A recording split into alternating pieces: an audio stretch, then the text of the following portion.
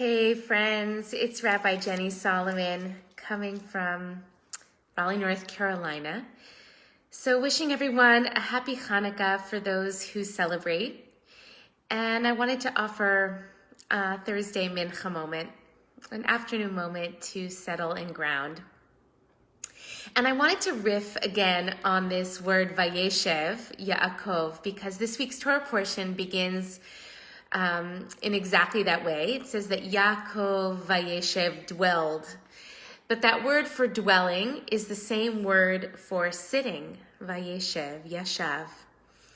And so for those of us who have a sitting meditation practice, I thought it was a sweet opportunity to come back to some of the fundamentals of seated meditation.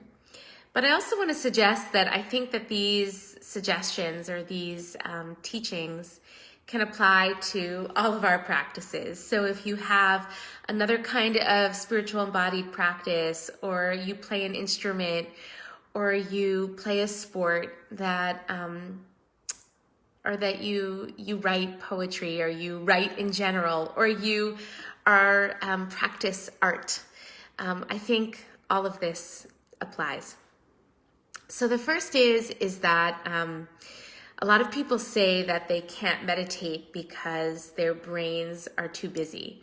So I want to dispel the myth that anyone's brain is not busy, and instead just state what I know to be true, certainly in my own experience and from what others share with me as well, which is that our brains think. That is actually what they are designed to do, and there's something very adaptive about their ability to move around in a million places. So one of the things that we have a chance to practice in meditation is simply to notice thinking, which is a little bit different than sort of getting pulled from thought to thought to thought. But again, as we notice our thoughts, to focus our concentration, and when we notice ourselves thinking, just to say thinking, brain is thinking. The second is that there will be distraction. Again, this is just the nature of the way that our brains work. And the beauty of distraction is that when we notice we are distracted, we have the opportunity to come back to our intended focus. And that is precisely the work, I think, the spiritual work of meditation. What happens when we fall off the path or fall off our intended focus, and then we return? And then how we return is also part of the practice. Can we return in love, in grace, in compassion? I know that there is a strong tendency within myself to be punitive. So I have a really harsh superego. Maybe some of you feel the same way. So can I return in love? Oh, sweetie, you lost your train of thought. Oh, honey, can I come back in love? And the last thing is to say that every so often, and it is truly infrequent, but every so often, I find that I actually sort of connect to some deeper kind of flow.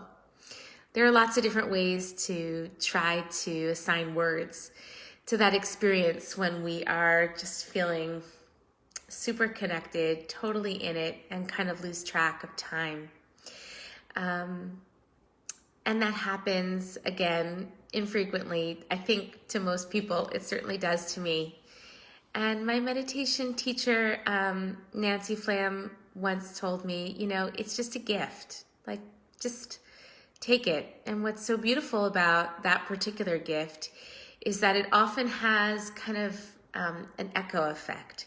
So it's not something that I can grasp and hold on to forever, though I would love that.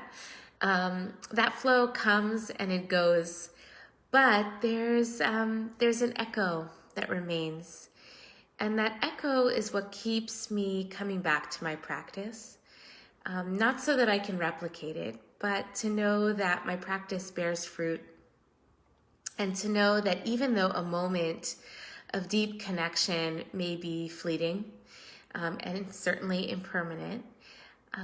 We're inspired to keep practicing, because without the practice, those moments don't even have a container within which to manifest, to take hold. So I'm thinking about this also as we move into to Hanukkah tonight. The word Chanukah actually means dedication. Of course, it refers to rededicating the temple after its destruction.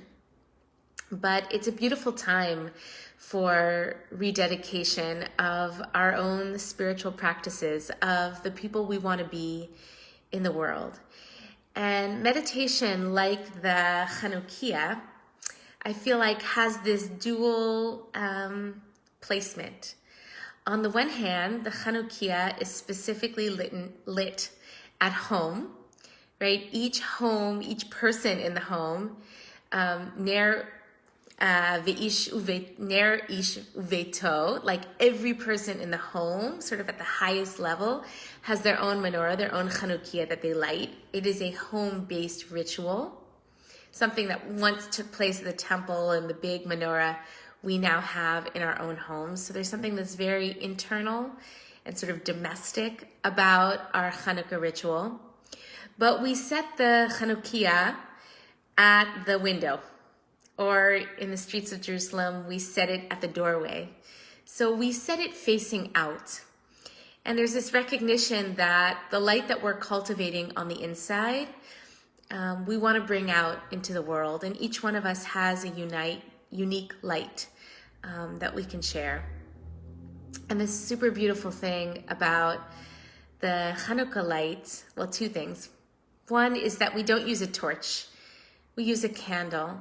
And the beauty of just one small little candle, seemingly so small, one flame, and the power that it has to illuminate an entire room. So we shouldn't think that our little light is so small. And the second is that it's so beautiful. I think about this every time we take the shamash and we light each candle, that the shamash that we use to light the subsequent candles is able to offer its light without diminishing its own. And again, I think this is an incredible lesson for us all to remember again and again and again, just like we do in meditation with our breath, that we can share our light with others, with the world, without making ourselves small and without diminishing our own resources so that our light goes out. There is this beautiful capacity within the nature of light to replicate itself, again, without diminishing the original source. So I am sending wishes for myself and for all of you that we find the strength and the courage to return and rededicate ourselves to our practices, whatever they may be, whether you're running or playing an instrument or writing or getting into any kind of new habit or new practice, and that we take that light and really cultivate it at home on the inside, but know that we are wise to share it with the world. The world needs our light. Wishing everyone shalom, peace.